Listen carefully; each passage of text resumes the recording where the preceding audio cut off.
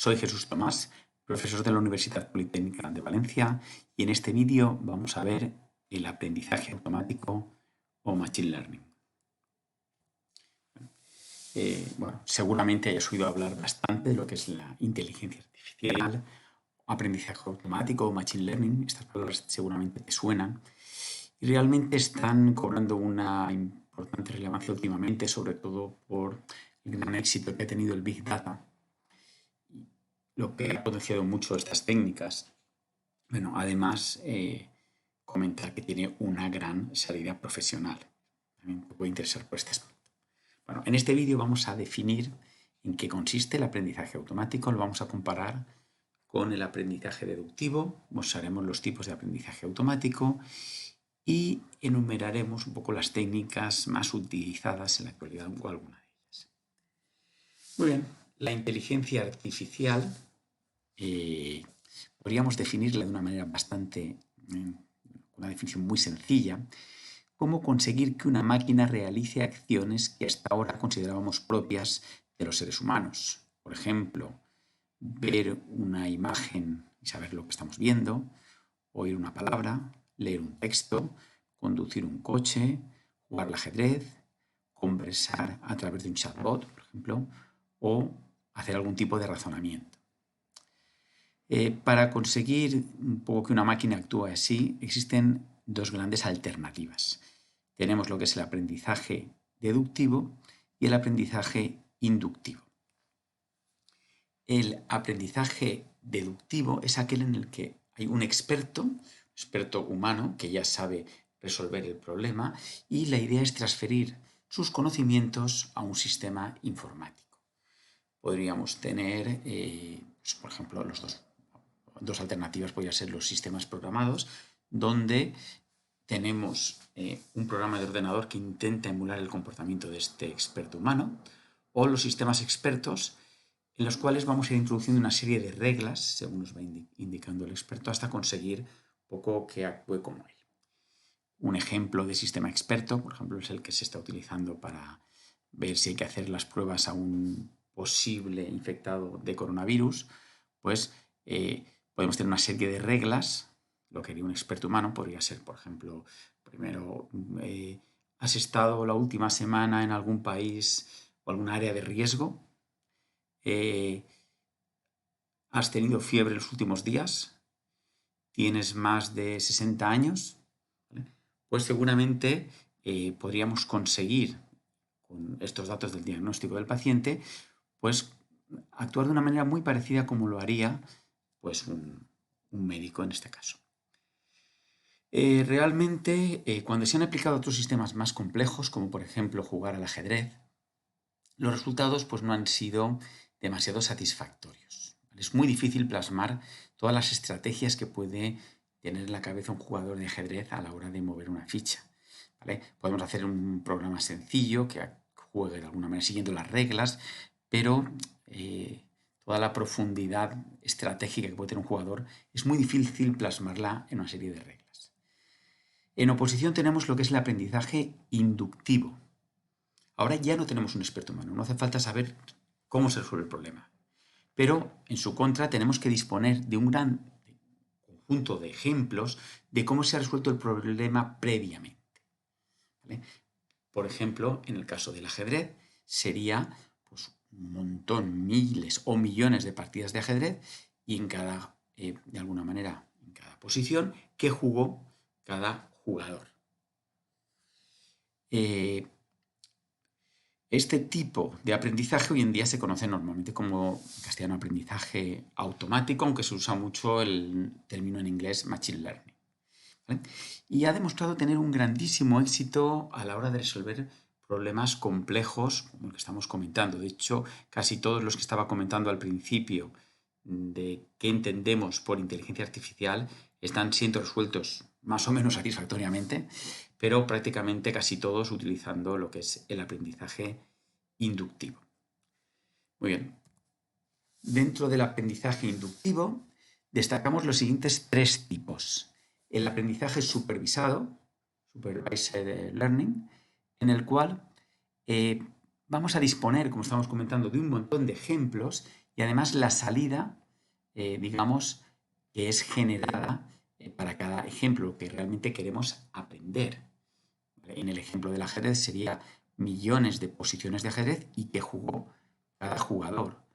En el caso de pues, una pandemia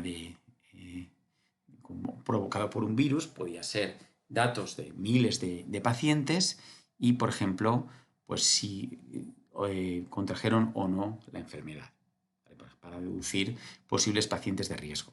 Pueden haber, como iremos viendo, un montón de ejemplos. También tenemos el aprendizaje no supervisado o clustering. Aquí ya solo disponemos de los ejemplos, pero no tenemos la salida que tenemos que generar. Entonces puede parecer al principio un poco contradictorio, pero la idea es que no se trata de aprender un comportamiento, sino más bien de intentar buscar patrones o grupos que tengan un comportamiento parecido. Por ejemplo, esto se utiliza bastante para hacer categorías de clientes que están comprando pues, a través de una tienda virtual y queremos agrupar, por ejemplo, en 5 grupos de clientes que tengan unos hábitos de consumo similares. ¿Vale? Eso luego nos puede ser de muchísima utilidad, por ejemplo, para hacer pues, un comportamiento diferenciado según el grupo al que pertenezcan. De hecho, de aquí viene su nombre en inglés, clustering, ¿vale? Que no tiene mucho que ver con el castellano, es como dividir en... Muy bien, para finalizar podemos ver el aprendizaje por refuerzo, reinforcement learning. ¿Vale? Vamos a aprender a partir de ensayo y error, ¿vale? Interaccionando un poco con el mundo que nos rodea. Vamos a hacer una serie de pruebas y errores y vamos a ir tomando decisiones. Realmente no tenemos un corpus de entrenamiento, un conjunto de datos de entrenamiento, sino que lo vamos a ir creando nosotros. Realmente vamos a ir haciendo acciones en un contexto muchas veces simulado, porque esto es difícil de aprender muchas veces en un mundo real, y según la reacción que tengamos ante esta acción, pues vamos, si ha sido positiva o negativa, vamos a retroalimentar al sistema. Por ejemplo, se utiliza bastante para, por ejemplo, un sistema de aprendizaje de conducción.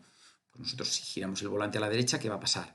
Si lo giramos a la izquierda, ¿vale? Es interesante que sea un sistema simulado porque si no tendríamos que romper bastantes coches antes de aprender, ¿vale? Lo mismo podría ocurrir para intentar buscar un medicamento adecuado para una pandemia, ¿vale? Podemos hacerlo en la realidad con pacientes reales, pero sería mucho mejor tener un sistema simulado y decimos, pues vamos a intentar actuar de esta manera. ¿Qué ocurre? Mejora, vamos a actuar de la siguiente manera o empeora y vamos cambiando un poco los parámetros del sistema según obtengamos estos resultados. Muy bien, también podemos diferenciar ya dentro del aprendizaje supervisado dos tipos según el tipo de salida que queremos aprender. ¿Vale? Tenemos los sistemas de regresión, donde vamos a intentar aprender un valor numérico. Es decir, la salida va a ser un valor continuo. Ejemplos podría ser pues, intentar aprender el precio de una vivienda a partir de los datos del número de habitaciones, su situación geográfica, etc. O la temperatura que hará mañana, o la probabilidad de que un paciente tenga coronavirus a partir de unos datos iniciales. Por otro lado, tenemos los problemas de clasificación. Aquí no queremos aprender un valor numérico, sino una categoría, es decir, un valor discreto. Ejemplo sería, pues si solo tenemos 2 categorías, podría ser sano o enfermo. Queremos saber solamente si un paciente está en una de estas 2 categorías. O queremos leer uno de los posibles 10 dígitos. ¿Vale? Son problemas de este tipo de clasificación.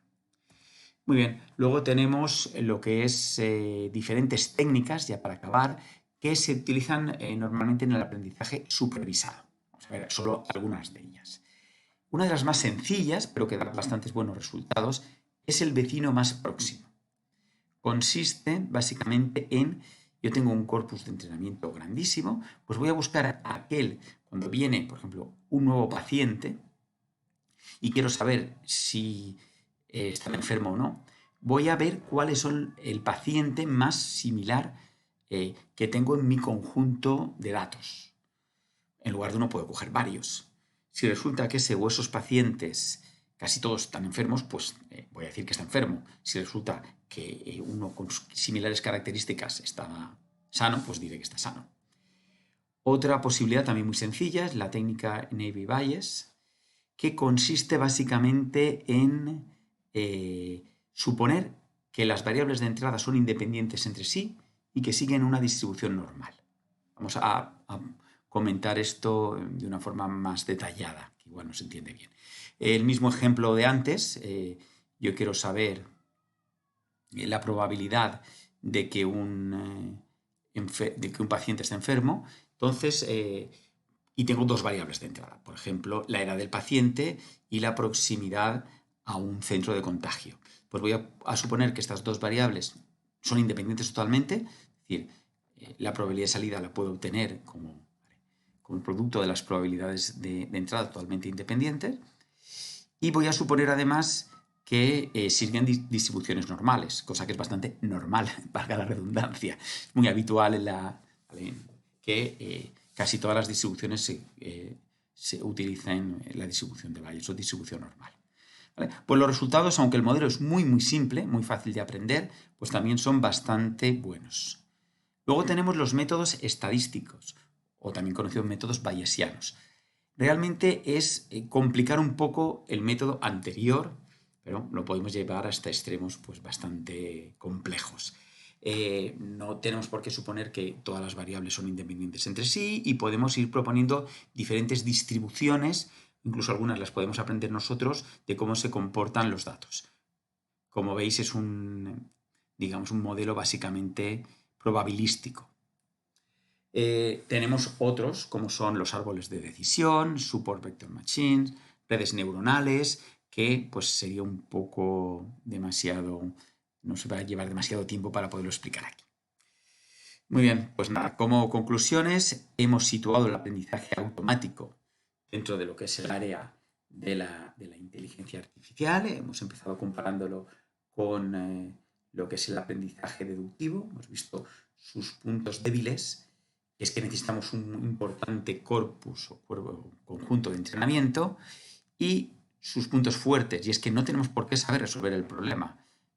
Realmente los datos nos van a enseñar al sistema a aprender, y además los resultados suelen ser muy buenos. También hemos visto que podemos diferenciar el aprendizaje automático en tres tipos: supervisados, no supervisados y por refuerzo, y también hemos enumerado algunas de las técnicas más utilizadas. Muchas gracias por tu atención.